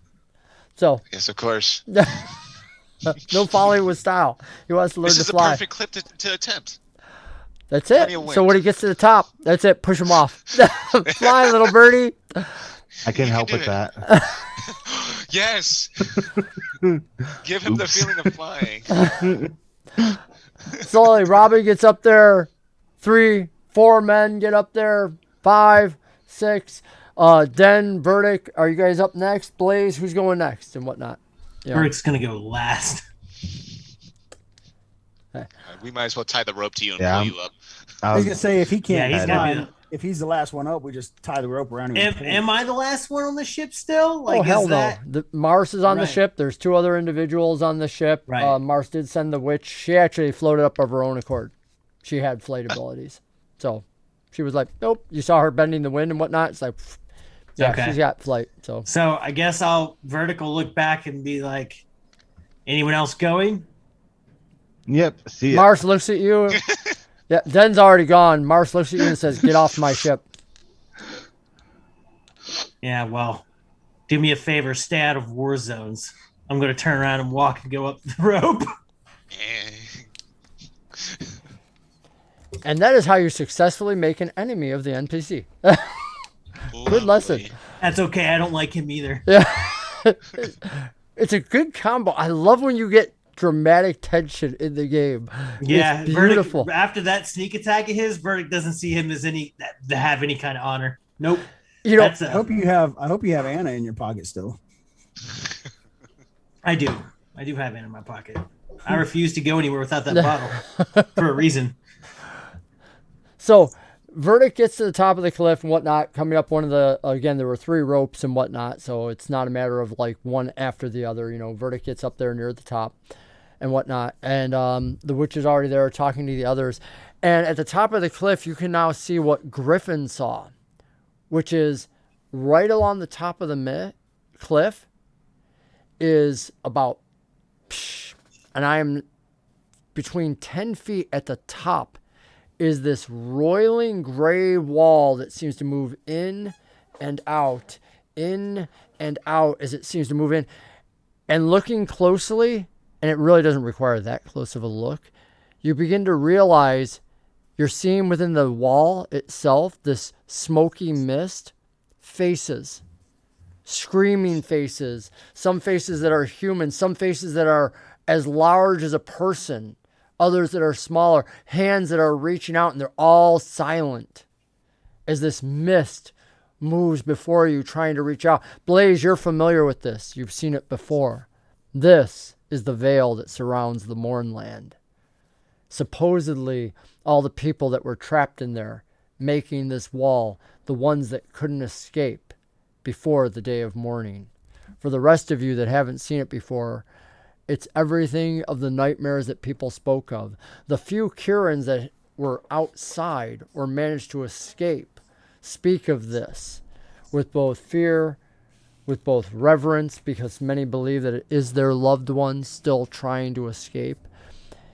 And supposedly there is nothing but death beyond. Although some say that individuals make runs into it, the same as Ja May did in the city beneath the heaven. What do you want to do?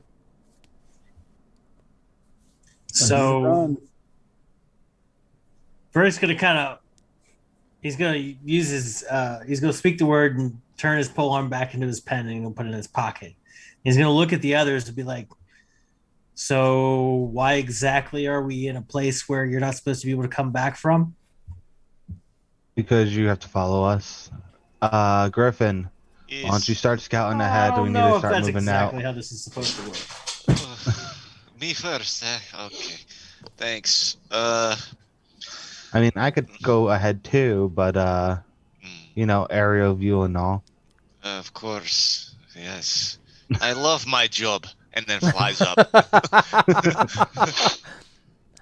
Aerial surveillance. It's all looks to Verdic interesting. like he's committing suicide. I have no idea what's going on. Griff takes off towards the sky, and the witch starts floating up, but Griff is a bird, man. Griff is built for the air, and he can far outpace her and whatnot as he launches with his wings flapping behind him. She floats, carried by the wind. Griffin, as you sail up the side of this, you notice that the faces aren't just near the bottom. They're up top, and these ones get larger, almost like they could swallow you as they try to come out from it and whatnot. And you continue to sail up higher and higher, realizing, expecting when you can get over the wall and see what's on the other side. Finally, after hundreds of feet, you feel like you're over it, And you're like, and as you get over it, you realize it's an enclosed thing. The top of it continues to roil and scream up at you. Only now you also see monstrous faces, demon faces. You see everything from the monstrous races of orcs. You even believe at one point you'd swear it was either a minotaur or something with snake-like horns on it and whatnot. And this entire thing, as far as the eye can see, is nothing but this roiling mist. There's clearly no way that sunlight could even get into it. Griffin is going to relay all that and just say, look, this isn't going to be something that we can just get through, it appears. It goes up forever. It's enclosed of some sort. How about underneath? Not my specialty, not my job. Somebody else take it, please. Oh my god. Do we see like areas where we could possibly scale or like go around down here, or are we just like on a platform? You are on the edge of a cliff, so literally just about 5 feet in to 10 feet again, varying. It follows the cliff line of the coast, so you could continue to follow it apparently safely. I mean, there's some rocks that are in the way where it'll be slippery, but other than that, you could kind of follow the coastline to try and get back towards the main land if you wanted. I'm gonna try to stealthily go ahead and see if the right path seems safe. If it seems like we can progress somewhere from there to get to a better location for everyone.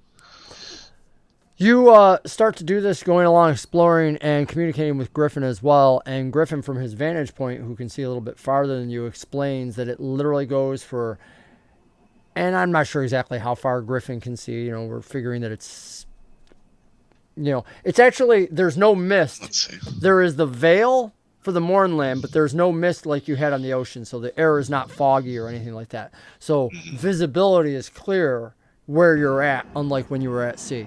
So here, Griffin can see pretty far, and it's probably about, he's going to guess, at least a half a mile or so to a mile before it'll open up, he thinks, more towards the land from your vantage point. Because Griffin's just gone higher and higher into the air. I mean, you know, hundreds of feet is nothing to him. That's close to the ground. He'll fly a mile high.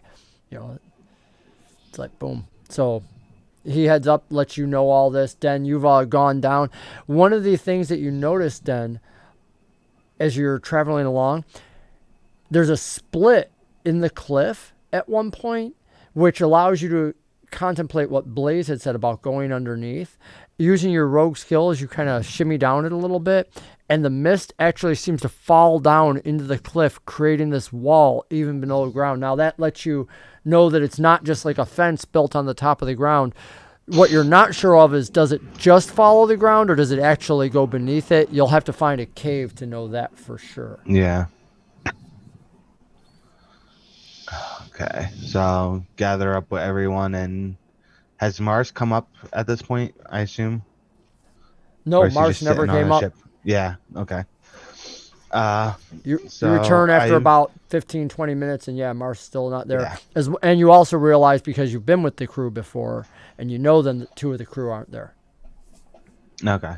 I begin explaining what's been relayed, if Griffin came back down, what he knows, and to any of the crew there, that if we want to find land, we might have to be walking for a while. Oh, and Brock, you had double healing on when you cast your heal spell on Verdic. Did you want to use that? Because you have a double healing that was available to you. Sure. Okay. I just happened to look up and see that. So roll that again and give him whatever the other was. Because double healing lets you roll a second time. It doesn't just double it. Okay.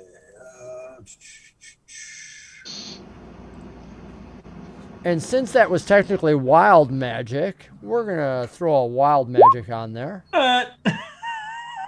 So give yourself an extra 5. And then Brock, we're going to do it a little differently. So we had some suggestions that people thought the 15,000 tables were too much, so I just broke them down into individual tables, and I'm just grabbing some of the individual tables separately. So would you roll for me a D100, please, Brock? Oh, sure. So enthusiastic. Verdic is now impaled with magic missile. Okay, so then I'm over here to do that. Imagine that. That's kind of my luck. Anytime I do anything, something bad happens. Look, Verdic is just paying his dues. That's it. That's what I'm trying to do. I'm trying to do it in the positive light, but it doesn't seem to be going that route ever. No, One it does moment. not. 10. One moment while I look it up. We'll see what we need to do. All Is my we need rolls to have been drink. low tonight. You did this Robin. when you were still on the ship, right? The healing? Yeah. Yeah, we were on That's the what I ship. thought. Yeah. All right, so everyone within 100 feet is in the effect of the spell. So basically, you just healed everybody for 11 hit points. All Nice. crew, everybody else. So, yeah. That is how it I'll works. take it. That puts me back at cap. All, Nice. so, it's not an additional 11 for Verdic. I mean, you got your Oh, 11. okay, so the Everybody difference- gets just the affected. difference. Yeah, Okay. everybody within 100 feet is affected by the So- spell. 7, Centered 8, on him. 9, 10, 11. So that's 5 more. That's close. I'll take it. So you got your 6 plus you got your 5. Yep. And then everybody else got the full 11 too, Right. which was kind of neat. Yeah, I think that's been the first wild magic that has gone in our favor. I know. I was about to say, did this wild magic just help us? But this is the funny thing about wild magic. You notice it didn't say healing. Now picture like I'm shooting an Eldritch Blast and it's wild magic and everybody within 100 feet gets hit. That's the beauty of wild magic. It's like it is neutral. It's just like it is totally random. It's like, wow, what's happening? Wow. I could just picture Griffin going to shoot the barrel and instead like that same thing shoots everybody on the ship with a blast. It's like, well, that And went you know bad. Griffin would still be impressed with himself. I'd be Robin impressed too beneath if the I deck. made the sky My- rain fire. My buns are on fire. My biscuits are burning. Yeah, so you now realize that this goes left and right, the veil, and as you come back then, the witch asks you, so if you're going to go in there in pursuit, what is your thought of how to pierce the veil? Are you just going to walk into it? Well, as someone who is very keen to these kind of things, I was gonna have Robin walk into it and see what happened first. Yeah. No. Robin squawks and looks his head, tips his head all the way over to the side and almost looks at you upside down. That's because you're the bravest, Robin. It's okay. With that Hold on. here. advantage, Robin like preens and pulls his feathers a little bit and seems very How about we throw proud. some rocks or something into it? Perhaps we do something a little bit more inanimate objects first. Practicing with some rocks lets you learn quickly that the mist responds to it. Like the mist actually ripples away and then kind of surges out and comes towards you. And you do this a few more times and it almost seems like the mist is able to move along it. So that 10 feet becomes like 8, 7, 5. And rather than moving back and forth between 5 and 10 feet, it seems to hover more at the 5, like trying to get at whatever's poking at the mist. And more of the humanoid forms. And now it becomes not just people screaming, but almost like arms reaching out from it towards you. Yep, nothing creepy about this place. Seems pretty inviting. Try. You are I muted, try Verdic. using the invisible mage hand. There we go. So I'm going to have to assume that since no one's charging into that thing headlong, none of you have actually been here before. Nope, that's a negative. You cast your spell then, and Yeah. you know where it is. Nobody else can see anything and whatnot. But as you go out there, you feel... Now, I don't remember, so I might be intimating this wrong as a DM, but for the lack of it, I'm going to say you can actually feel it. It's more than a command. Like Unseen Servant, you get no feeling from and whatnot. But for today's purposes, since Arcane Trickster can feel with lockpicks, you send this out, and at least today, maybe it's the effect of the veil, you can feel it like touch something. And then you feel in your mind almost like fingers latching around the mage hand and pulling it in against your will at one point. Do you want to pull back? Do you want to wrestle with it? Do you want to go with it? I'm just gonna dispense the spell, and yeah, guys, it seems super welcoming. I think Robin should go. Robin, Oh, who has his rapier at his side, pats his rapier, pats his dagger, and then what is the bravest thing that you have ever said, Griffin? When you're ready to fight, drunk or not? Bottoms up. You know what?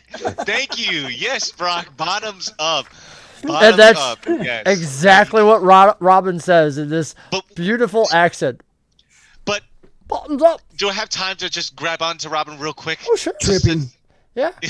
He's just... Okay. So I'm going to grab onto Robin and say, well, hold on. Slow your roll really quick. You're very brave right now, but we got to use our brains. And then looks at everybody else and says, perhaps maybe we could use a rope. Tie it to him, and if something goes wrong, we pull him back.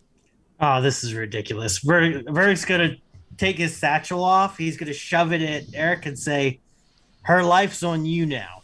He's going to turn around. He's going to look at Denna Wolves. He's going to say, if you can keep us in communication, try to use one of your abilities. I'm going in. And he's going We're to still turn within around. my He's gonna 5 start- hours, right? Or are we Yeah. not? Yeah. Yep. Oh, still we got Then, still yeah, time. All right, good. He's gonna march into the mist. Verdic's just gonna. He's annoyed and he's walking into the mist. Griffin is going to look at everybody as he disappears into the mist and say, was anybody opposed to that? Cool. He kind of assumed that, honestly. As Verdic approaches it, literally, you guys see as the mist itself seems to wrap arms around him and whatnot. And one of the last things you see, I would like Blaze, Griffin, and Den to make perception rolls for me. Perception is like the most overused skill in D&D. I'm actually bringing in my set after this. I'm telling you.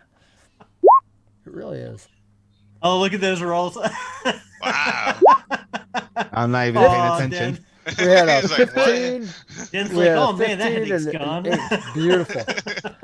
I'm talking to the witch again. Yeah. Den of Wolves, you were in the middle of talking to her about ways in that are viable and whatnot. When both Griffin and Blaze watch Verdic storm into this thing, Griffin still holding the bag in his hand that he likes to call his bag her for some reason and whatnot. And as you see him go in, it almost sees, both of you see like this one part of the mist, which looks like a female head, come up and almost kiss or whisper into his ear as this old man disappears into the mist, the other arms wrapping around him and whatnot. Verdic, you walk into this and your vision is just, it's all white before you. You go to put your hand in front of your face and you can barely see it at just inches out. And now, as it comes around your ears, you begin to hear the screaming sounds of people, cries, children, and they're right there in the mist. You can hear them, probably 5 to 10 feet from you, if you could just see them only. He's just gonna scowl and he's gonna be like, well, I'm used to something screaming in my head right now, so he's gonna keep storming forward. He's gonna keep walking. A small child off to your right is crying for his father, for his mother. The voice pays you so young, he must be 8 or 9. Walking by it, soon on your left, you hear the growling sounds of something with a deep voice, perhaps orcish, perhaps draconic, but it's deep and raspy. And it says, they're this way. There's some other chants behind it. They sound like they're coming towards you. I'm just gonna keep marching. You keep moving forward and whatnot. Are you doing anything to check your footing, or are you just moving slow and shuffling your feet? Can I move gingerly as I march? Like, can I add a little bit of dexterity to my roll? Well, it's assumed that you're already using your dexterity, but when you say gingerly, are you talking about like hopping from foot to foot, or are you talking about moving quicker? Not hopping, but staying on the balls of my feet. Just kind of making sure that as I'm Okay. As I'm moving, I'm taking very careful steps, but still trying Testing to maintain the ground a in front languid of you. pace. Gotcha. Yeah. All right, so you kind of test the ground in front of you as best you can and whatnot, feeling your way around some rocks and other things. The voices continue to come. I'd like you to make a wisdom roll for me to see if you can discern anything. Yes. Actually, make an insight roll. Ooh.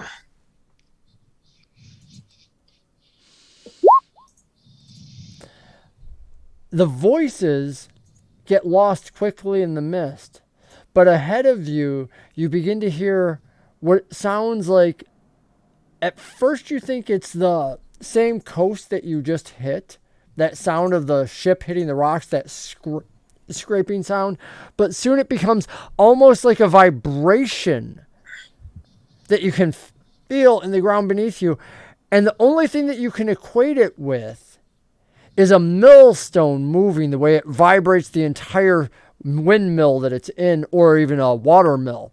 When you've ever seen a stone mill move, it vibrates the entire structure. And Right. you hear this ahead of you, and you begin to feel it as you're walking on the ginger balls of your feet. The ground is vibrating as well. The voices are becoming more diminished. I'm going to kind of, if it's in front of me, if I could discern that level of detail, then what's going to happen is I'm going to kind of peel off like this, like, and what I think is a forward, kind of leftward at an angle, and see if I can kind of move around it, but still towards it. And I'm looking for any sign, that my visibility is changing and all that as readily as I can. As you do this, you continue to make your signs. I'm going to cut away from you for a moment to find out what the others do, because you've been out of sight, walking along, doing all this. What are you guys doing? Do we have any communication? Have you tried? Well, he's dead, guys. Better luck this time. Oh God. Anyway. Robin tests the rope that he's still got tied around his waist. Looks at you like, my turn? No, Maybe. you stay. Anything I mentally shout out? Can I hear him? No, you cannot. You did not hear that. Oof. Well, he's dead. Hi, I told you. Okay. Well, I'm not sending Robin in there. So Maybe he died because he was walking, and you can fly. No, we're not. going Robin there. stretches his wings, hearing that about flying, wondering if he should try flying in The there. bravery is real up in this group. Oh, I am scared of this thing. What are you talking about? You see, the mists and the aerodynamics of my wings, it doesn't really work too well. Speaking of scared, I do need to let you know, Blaze, that rifle has been like claws on your shoulder type thing. If you weren't wearing whatever clothes arbor you're wearing, or your hat, I don't know, whatever the heck I he's got hanging a onto, leather vest on, so it's digging into those. Yeah. I mean, he's like, his fur is up. He don't like this place. I like to point out that only the stupid human went right into the scary thing. All the animals have instincts that tell them better. It's our animal instincts that are taking over right now. Our survival. Look at your cat. How do you think I Death feel? wish. So I ask, what's the witch's name again? I have to go back. Okay. You Not should important. know. I ask her if she knows any about this, what's going on. Should we go after him? Should we just let him be? Is he gone? She says, all I have are rumors. I've never been to the Mournland, not since the Mournland became a thing. Sure.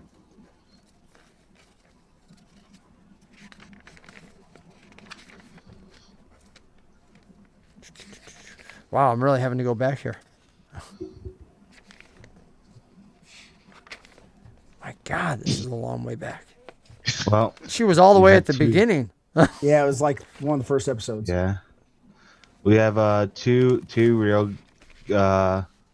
answers here. One, We give up on our mission. We go run away and we hide somewhere for the rest of our lives. Nice. 2, we head in there. Okay. Listen. Give me the rope. Tie it to me. Let's I mean, just- how much rope do we have? Well, we climbed up this place, so. I know, but we don't know how far it is.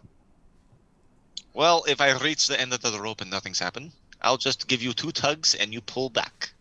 You can do it I to. requested the 2 tugs. I mean, Okay. I can just go into a dead sprint and close my eyes and just hope for the best.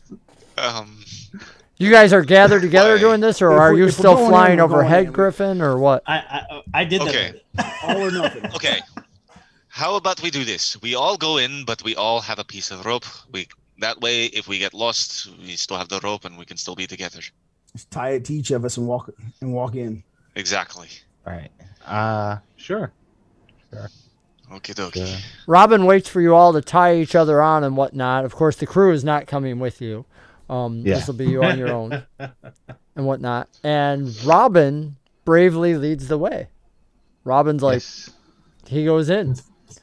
Moments He later, thinks again, he the is, rope. but Well, he's on his the- own rope. He's carrying his own rope like a dog walking himself. He's the bravest one I know now.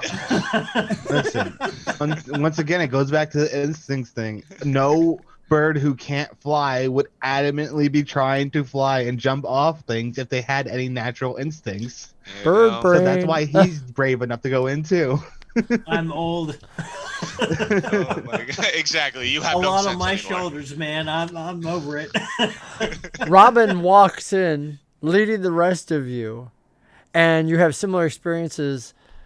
And almost immediately, Griffin, you feel the rope change, because I'm assuming, I didn't ask, I'm assuming you're following Robin. You're next in line. Yes. I don't know what order you guys want, who's third, fourth, whatever. Me and Blaze definitely aren't next to Robin. Are We'll let not Eric or be are? the- We'll, Yeah, we'll let Eric Okay. Griffin be the one right next to him, and then we'll be lined up that way. So yeah, He is you, indeed my ward. you got about some 5 or sorts. 10 feet in between you and whatnot. Yeah. Interestingly enough, at even just 5 to 10 feet, you can't see one another. Literally, you can't see the rope that's tied around your waist. You can only see a few inches in front of your face. Okay. Almost immediately, Griffin, when you hear the sounds of 2 women talking to one another, Robin heads off in that direction immediately, pulling over and, tugging you in that direction and whatnot. So you start following along, moving. I'm assuming you're just following Robin, right? Yeah, listen, he knows as much as I do. There you go. So, and the rest of you, you're coming in and whatnot. You hear different sounds, but it appears that they found some sort of way, as Den following Griffin and then Blaze bringing up the rear. You start going in.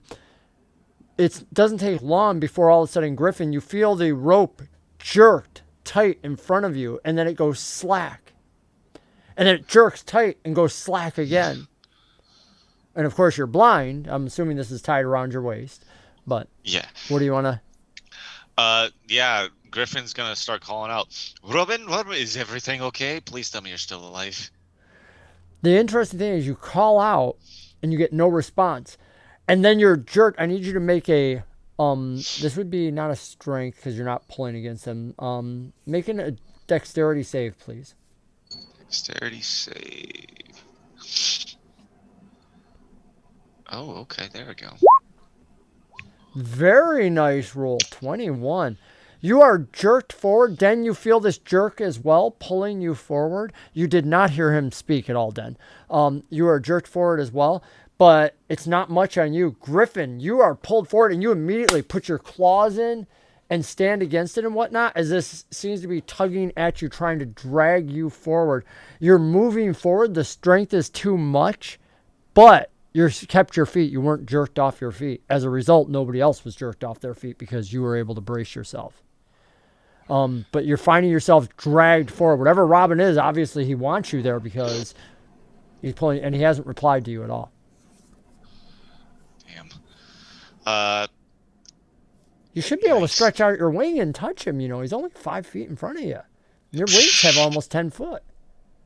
Correct, but my wings are my life, so I'm not putting my wing in there.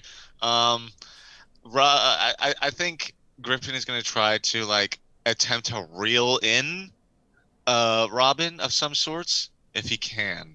You can try. Make a strength roll. It'll be an opposed strength roll, which I know is not your strong suit. It is not at all, but A little tiny Oh, God. Arakocra are like what? Not even 5 foot tall, and they're lightweight. They're birds. They're Yeah. frames. So yeah, look at that. So like you're pulling on this rope and you can't even get it loose at all. But you are continuing to get, half a foot at a time. You're finding yourself driving. So Den, you realize, and a moment later something bumps into your back because Den's been following you, and he hasn't stopped. The tautness is on you.